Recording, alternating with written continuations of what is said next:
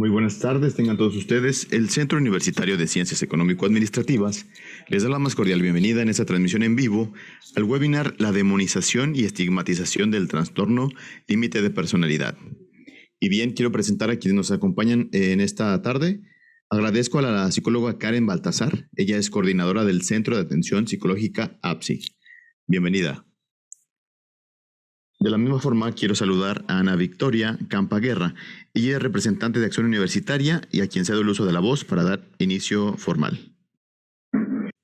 Muchas gracias. Buen día a todos. El día de hoy nos encontramos con Karen Baltasar. Ella es psicóloga del Centro Psicológico APSIC en Guadalajara, Jalisco, y nos hablará de un tema muy importante que es el trastorno límite de personalidad y cómo este afecta en la vida de las personas. Bienvenida, Karen, y te cedo el uso de la voz. Bueno, les voy a compartir la pantalla. Bueno, sí, el propósito de esta sesión es hablar del tema de la estigmatización del trastorno límite de la personalidad. Por términos más prácticos, vamos a llamarle TLP durante toda la sesión para que sea más fácil.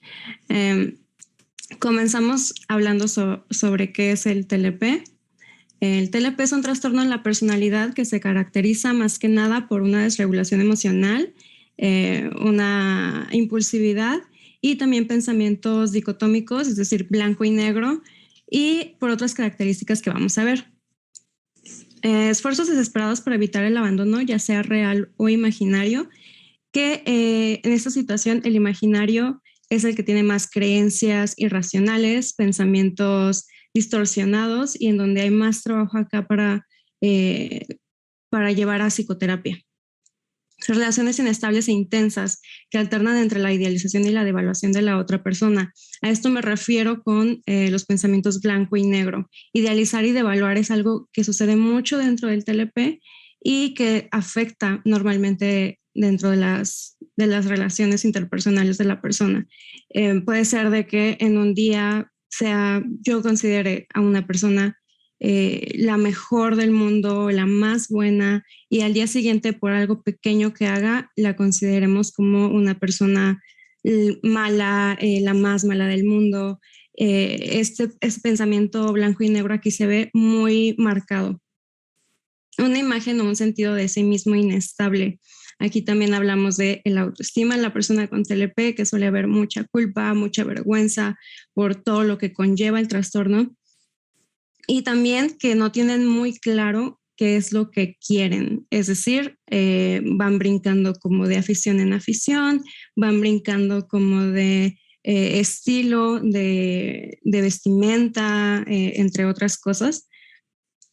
Y como ya dije, la impulsividad en áreas que podrían dañarlos. Es decir, relaciones sexuales sin protección, atracones de comida, conducción imprudente y no solamente en velocidad rápida, sino también conducir en estado de ebriedad y otras actividades que puedan ponerlos en peligro. Comportamiento repetido de suicidio, gestos o amenazas de automutilación, y con automutilación nos referimos aparte de estas conductas que nos llevan a que se pongan en riesgo, también hablamos de cutting, es decir, cortarse, quemarse, incluso poder golpearse contra paredes, contra el suelo, hacerse daño a sí mismos en general. Hablamos de este comportamiento. Y como aquí dices, es repetido. El comportamiento repetido de suicidio es constante, y por lo mismo las personas que tienen un TLP que está en un espectro más elevado, es decir, más grave, suelen estar suelen estar internados en hospital psiquiátrico para estar vigilados de que no se hagan daño a sí mismos.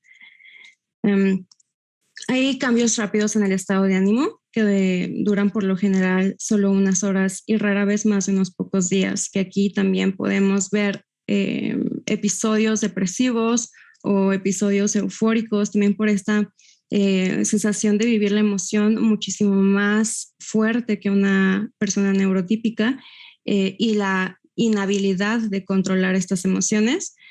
También por eso vemos estos estados de ánimo que pueden llegar a durar unas horas y algunas veces pocos días. Sentimientos persistentes de vacío, y este criterio está muy relacionado con los anteriores. Para evitar el abandono, para evitar que alguien me abandone, por ejemplo, voy a hacer lo que sea porque si no, siento que esa sensación de vacío va a volver o puede volver. O nos lleva a conductas de comprar compulsivamente, incluso la automutilación puede ser una manera de lidiar con esa sensación de vacío. Entonces, este criterio está muy relacionado con los anteriores. Ira inapropiadamente intensa o problemas para el control de la ira. Acá hablamos igual de problemas con la gestión de las emociones, pocas habilidades para la regulación emocional y sobre todo en la ira, que es la emoción que más energía conlleva y la que más se suele exteriorizar de una manera más agresiva. Pensamientos paranoides temporales o síntomas disociativos graves provocados por el estrés. Acá hablamos, por ejemplo, de una situación en donde la persona con TLP cree que su grupo de amigos, por ejemplo, está conspirando para, no sé, excluirla, echarla del grupo, se siente rechazada, pero realmente esto no está en la realidad, sino es imaginario por pensamientos y creencias irracionales. Además, los síntomas deben haber comenzado en la edad adulta temprana, pero pueden ocurrir durante la adolescencia. El TLP suele no diagnosticarse en la adolescencia porque, como vemos, estos criterios pueden ser característicos de la etapa de desarrollo de la adolescencia. Es decir, esta etapa en donde apenas se está encontrando la identidad, apenas se está formando la personalidad. Pueden confundirse los criterios con la etapa normal de desarrollo de la adolescencia. Por eso no se suele diagnosticar en la adolescencia. Sin embargo, ya puede haber signos de un TLP. Por eso suele diagnosticarse en la edad adulta e incluso en algunos casos el TLP puede mejorar muchísimo conforme pasa el tiempo. Ya aquí podemos hablar de si realmente mejora, es decir, si disminuye el TLP como tal o si solamente se hace un tipo de masking, que con masking hablamos de saber cómo dibujar estos criterios, estos signos y síntomas de una manera que sean menos visibles a los demás. Entonces, bueno, también quiero mencionar que el TLP no se vive de igual manera en todas las personas, es decir, 2 personas que tengan TLP no lo van a vivir igual, no van a tener tal vez los mismos criterios y no, a pesar de que tengan tal vez un criterio igual, no lo van a vivir de la misma forma y no lo van a presentar de la misma forma.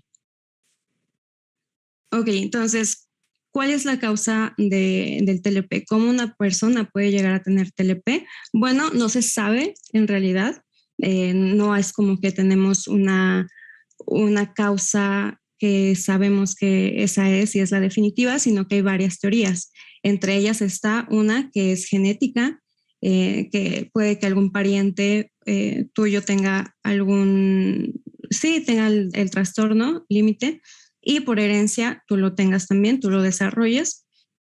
Hay otra teoría en la cual hablamos de que la amígdala cerebral, que es la encargada de encenderse cuando hay un peligro cerca, que le llamamos como un tipo de detector de humo porque nos avisa cuando hay peligro, y que también es la encargada de la regulación emocional, pues puede ser que haya una afectación en la amígdala, un desarrollo que no se llevó a cabo de una manera adecuada y también de alguna lesión o alguna afectación en el lóbulo frontal del cerebro, en donde se encuentran todas este control de la impulsividad, de los pensamientos irracionales y todas estas cosas como un poco más sociales. Y hay otra teoría que es la del contexto, que hablamos de un contexto de una persona que tenga TLP, puede desarrollarse en un contexto que sea invalidante, que sea abusivo de cualquier manera, que sea violento de cualquier manera, puede desarrollar este TLP. No es una regla, es decir, no toda persona que tenga un contexto de violencia va a desarrollar un trastorno límite, sino que podría ser un factor. Entonces, no es una regla como tal, pero es lo que se ha encontrado en común con personas que tienen TLP. Aquí hablamos del tratamiento del TLP. Hay dos maneras principales para atender de manera adecuada al trastorno límite. El primero, obviamente, es la psicoterapia, el acompañamiento terapéutico, que es muy importante, sobre todo que se haga una intervención basada en evidencias.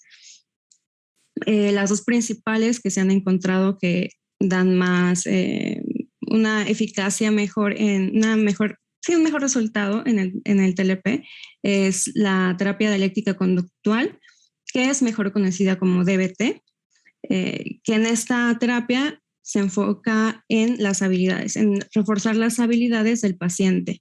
Es decir, enseñarle a cómo regular sus emociones, enseñarle a que él mismo pueda después encontrar estos pensamientos irracionales en él mismo, que pueda regularse a sí mismo en general.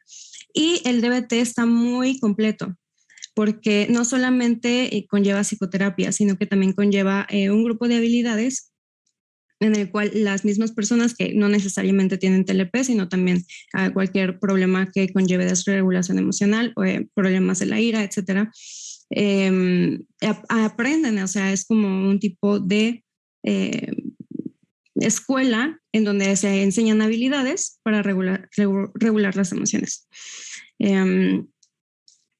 Aparte de esto, también es importante que si en la psicoterapia no podemos alcanzar a atender ciertos síntomas que ya o sea, son conductas a las que ya no alcanzamos a modificar o a atender o que son de manera más grave, es decir, por ejemplo, la automutilación, que es lo primero que hay que hacer es cuidar que el paciente esté fuera de este riesgo de muerte.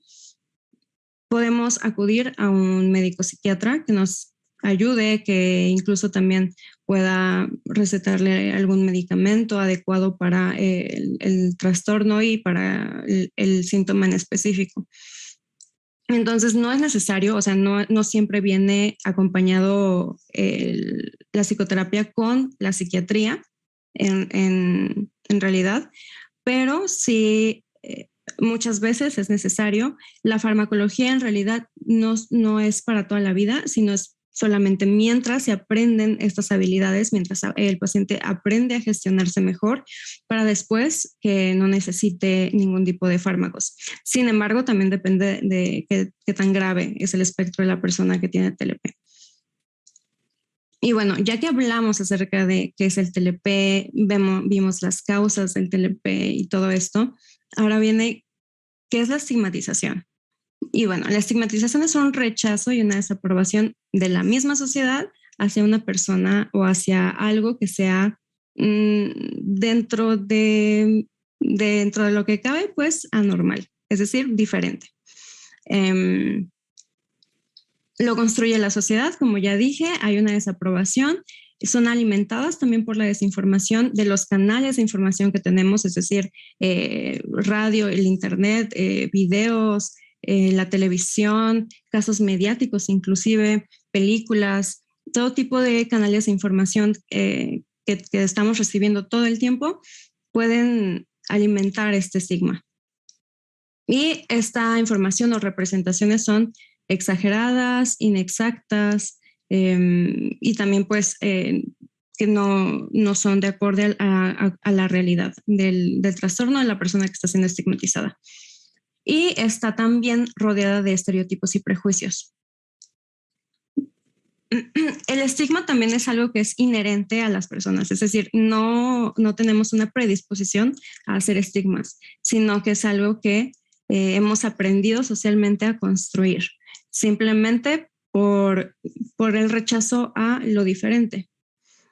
Pero no es algo que, o sea, es algo que es aprendido por la sociedad. Las etiquetas estigmatizantes que más suele haber en el trastorno límite de la personalidad son que las personas con límite son personas locas, exnovias, novias locas usualmente, exageradas, infieles, rebeldes, adictos. Adictos también, inclusive porque ese criterio que dije que se relacionaba con los demás, el de los sentimientos persistentes de vacío, también suelen ser llenados con drogas, alcohol y otro tipo de comportamientos que son adictivos, incluso tal vez la ludopatía puede entrar ahí. Asesinos, manipuladores, chantajistas, berrinchudos, sin idea de lo que quieren, inmaduros, incapaces de trabajar, paranoicos y pacientes imposibles. Pacientes imposibles, esto es obviamente dentro de la salud mental, dentro de los profesionales de la salud mental, suelen ser vistos como pacientes que son difíciles de trabajar, sobre todo porque en muchas ocasiones suelen no terminar el tratamiento o ir de tratamiento en tratamiento por esta inestabilidad. Y bueno, estas etiquetas son las que más existen en el TLP, sin embargo no son las únicas, debe de haber seguramente muchísimas más, pero estas son las que están más constantes. Y como vemos, son representaciones muy exageradas, es decir, sí hay una desregulación, hay una hay poca habilidad para llevar la emoción. Por eso, por ejemplo, vemos acá como son personas berrinchudas. Y el berrinche suele ser cuando un niño no sabe cómo controlar su emoción, entonces es como una explosión. Y suele verse así también exteriormente el TLP. Sin embargo, es muy exagerado y también invalidante y minimizar la emoción de la persona que está teniendo el TLP. Y como dije, el estigma es alimentado por la desinformación que recibimos a través de estos canales a los que estamos expuestos todo el tiempo. Sobre todo las películas que desde la más viejita, que por ejemplo acá puse una foto de una película que se llama Atracción Fatal también, que también es vieja, y hasta de las más actuales. Vemos que usan el TLP como un argumento de la historia, un argumento flojo de la historia para justificar o darle un motivo a por qué la persona se está comportando de esa manera, por qué la persona está asesinando a esa persona, por qué la persona con TLP está acosando a la otra persona. Vuelvo a decir, son representaciones exageradas y poco realistas de una persona que tiene TLP. Y bueno, también está relacionado con que el TLP cada vez se está escuchando más. Gracias desafortunadamente tal vez, porque ha habido casos mediáticos últimamente que lo han traído a flote de nuevo. Podemos hablar del caso de Frida Sofía, que fue muy sonado hace unos meses, en el que Frida Sofía menciona que mencionan que tiene TLP y la intentan desacreditar de manera legal por la denuncia que ella puso. Esas son consecuencias del estigma. Decir que esta persona con TLP tiene menos credibilidad por tener un trastorno es estigmatizante y es muy cuestionable, la verdad. Lo otro caso mediático que también está actualmente todavía es el caso de Ainara y una youtuber, que Ainara dice tener TLP y también se le intenta desacreditar su vivencia de abuso por tener TLP. Entonces, estos dos casos que han sido mediáticos han ayudado a la desinformación, pero también han ayudado mucho a que se difunda información que sí es real del TLP, de vivencias de personas que tienen este trastorno y que salen a decir que realmente el TLP no está relacionado con la mitomanía, el TLP no está relacionado con poner denuncias falsas, todos estos comportamientos que estigmatizan al trastorno. Sí es probable que una persona con TLP sea capaz de asesinar o pueda asesinar. Sin embargo, no es una característica de que es un asesino porque tiene TLP. O sea, no está directamente relacionado, no hay una correlación en esos comportamientos. Y eso es lo que buscamos hacer, que buscamos separar estas dos cosas del comportamiento grave con este TLP que no están directamente relacionados. Hablando ya de que el TLP está de moda y está muy sonado y que hay mucha desinformación y al mismo tiempo hay mucha información, se habla de que está siendo muy diagnosticado. Sin embargo, el TLP mucho tiempo atrás fue infradiagnosticado, es decir, se diagnosticaba muy poco. Incluso se le diagnostica más a las mujeres por ser más expresivas con sus emociones, por ser más, en general, a veces incluso más histéricas, como se le mencionaba antes a las mujeres y que se lo atribuían únicamente a las mujeres. Sin embargo, últimamente también ha habido más casos de hombres con trastorno límite. Entonces vemos que acá también hay un problema de género, ¿no? De que el hombre suele no externar sus emociones o externarlas de otra manera, de ser más agresivo, y una mujer es un poco menos visualmente más usual de que externe sus emociones, y por eso es más común que sea diagnosticada. El TLP no está de moda. El TLP realmente hay una alza en los diagnósticos porque se está hablando más de esto. Más gente está diciendo, creo que yo me siento identificada con este trastorno, creo que yo lo puedo tener, y acuden a psicoterapia, acuden al psiquiatra para ver si lo tienen, y efectivamente lo tienen. Entonces, que existan estos espacios de información en donde hablamos de qué es el TLP, de cómo se vive el TLP, de que escuchamos de personas que lo vivan, cómo lo están viviendo, nos ayuda a saber si lo tenemos o no lo tenemos, ¿no? Entonces, puede verse como que el TLP está de moda, pero realmente es que más gente está yendo y está recurriendo a la salud mental. Está recurriendo con psiquiatra, está recurriendo con un psicólogo para saber si lo que tienen, si lo que están viviendo es de algún carácter psicológico o psiquiátrico. Y bueno, las consecuencias de la estigmatización, aparte de verlas de esta manera, de ponerles estas etiquetas a las personas, esto hace que haya un rechazo. Como dije desde el principio, el estigma es una desaprobación y un rechazo a lo que podemos catalogizar como anormal o poco o diferente. Las consecuencias son que evita que las personas busquen la ayuda necesaria. Es decir, si yo tengo TLP, puede que me cueste mucho trabajo ir a terapia, me cueste mucho trabajo pedir ayuda a las personas que están a mi alrededor, porque no quiero que me vean como una persona loca, porque no quiero que me vean como una berrinchuda, no quiero que me vean como una persona exagerada. Entonces evitan buscar ayuda, no solamente profesional, sino también a su mismo círculo social. Dificultad para encontrar trabajo y mantenerlo. Esto en ocasiones no es muy común, pero sí existe que debido a que el entorno del trabajo de la persona con TLP sabe que esta persona está padeciendo TLP, lo vean de una manera diferente, como incapaz de llevar el trabajo a cabo, incapaz de ser estable. Entonces empieza a haber juicios y prejuicios acerca de esto. A una autopercepción negativa, es decir, como ya dije, problemas en el autoestima.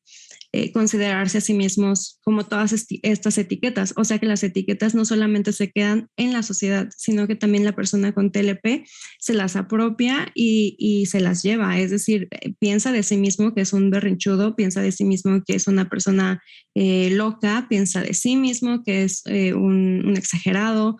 Entonces, esto afecta mucho en su autopercepción, en su autoestima. Hay muchos, como ya dije, sentimientos de vergüenza, sentimientos de culpa. Esto es como que perpetúa el no buscar ayuda, el no hablar con nadie. Hay aislamiento también. Hay sentimientos de culpa, vergüenza, como ya dije, y dificultad para conseguir pareja, que esto es de lo que más vemos en los casos con TLP. Incluso libros que hablan acerca de cómo ayudarte a mantener esta relación con una persona que tiene trastorno límite de la personalidad, porque es bastante difícil. Es una realidad. Es bastante difícil porque, por la inestabilidad emocional de la otra persona. Sin embargo, no es imposible. Si la persona con TLP está en tratamiento, como ya dije, estas conductas y estos pensamientos bajan y puede ser capaz de ser perfectamente funcional igual que cualquier persona. Otros grupos estigmatizados, como para que podamos visualizar mejor el alcance que tiene la estigmatización, podemos verlo en otras situaciones, no solamente en trastornos mentales, sino también en otro tipo de enfermedades, por ejemplo, el VIH-Sida, que estas personas están muy estigmatizadas. Hay muchos mitos alrededor de las personas con VIH. También, como lo hemos visto en el último año, las personas con COVID. De hecho, en un principio, cuando había tanta desinformación de cómo el COVID se contagiaba, de cómo se estaba transmitiendo, no se querían ni acercar a las personas que ya lo habían tenido o que lo estaban teniendo por este miedo y esta estigmatización de la desinformación. Y que incluso la desinformación acerca del COVID pues, sigue habiendo, ¿no? Y hay un poco más de inclusión al respecto, pero al principio fue cuando más se dejó ver el estigma. Y bueno, ya que vimos esto, vimos qué es el TLP, vimos qué es la estigmatización y cómo se relacionan los dos, cómo afecta el estigma a las personas con TLP.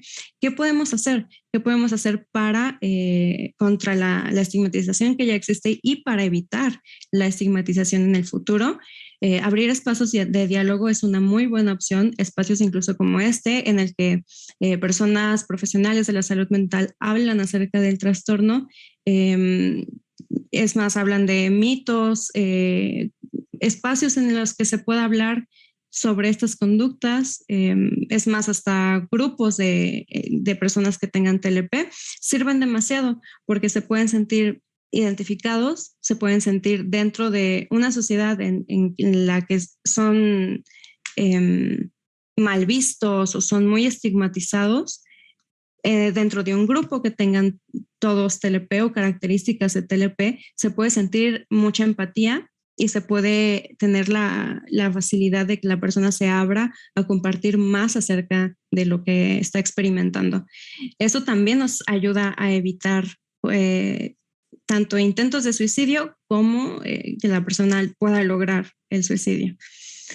La psicoeducación, que va de la mano con estos espacios de diálogo. La psicoeducación, enseñarle a la gente, enseñarle a la población en general qué son los trastornos mentales y qué hacer en caso de que sospeches que tengas un trastorno. Mencionarles cómo es vivir con él. Toda esta parte de enseñar desde los profesionales de la salud mental es muy importante. Así evitamos la desinformación, así evitamos las representaciones exageradas y poco realistas de los trastornos. Y la información accesible para todos. Es decir, en el TLP, sobre todo en literatura en español, es muy difícil encontrar. Es muy difícil encontrar material de información que no esté estigmatizada. Y considero que debería de haber más, considero que debería de haber más autores, más investigación, incluso esto de que haya más casos de TLP en la población nos ayuda a que el mismo campo de la salud pueda ver esto como algo importante, ¿no? O sea, hay un alza de este trastorno, vamos a investigar más, vamos a investigar más tratamientos que sean eficaces para el TLP, vamos a investigar más acerca de dónde viene, de cómo se genera. Y bueno, Siento que la información accesible para todos es muy importante para evitar sobre todo la desinformación y pues sí, creo que esas tres cosas son como los pilares para poder evitar el estigma. Y bueno, eso sería todo por mi parte. Si tienen preguntas, adelante. Por mientras, pues les comento que Centro APSIG es un centro donde damos atención y asesoría psicológica tanto a niños como a adolescentes y adultos. Y pues aquí tienen nuestras redes sociales, nuestro Facebook, nuestro WhatsApp, nuestro correo y nuestra página, por si gustan ponerse en contacto con nosotras. Estaríamos muy contentas de poderlos recibir y de resolver cualquier duda que tengan.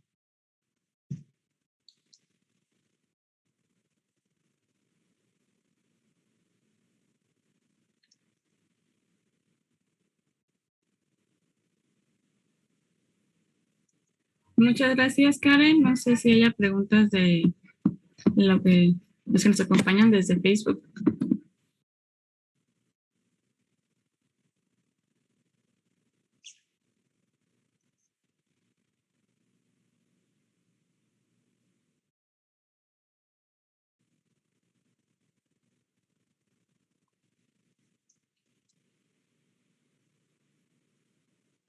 Ok, entonces creo que eso sería todo. O nos esperamos un poquito a ver si hay alguna pregunta.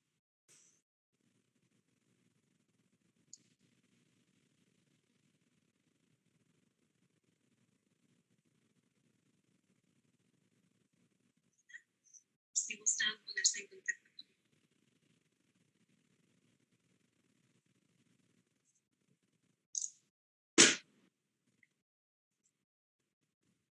Si no hay preguntas, te agradecemos su participación, Karen, y a todos los que nos sintonizaron. Muchas gracias y buen día para todos. Muchas gracias.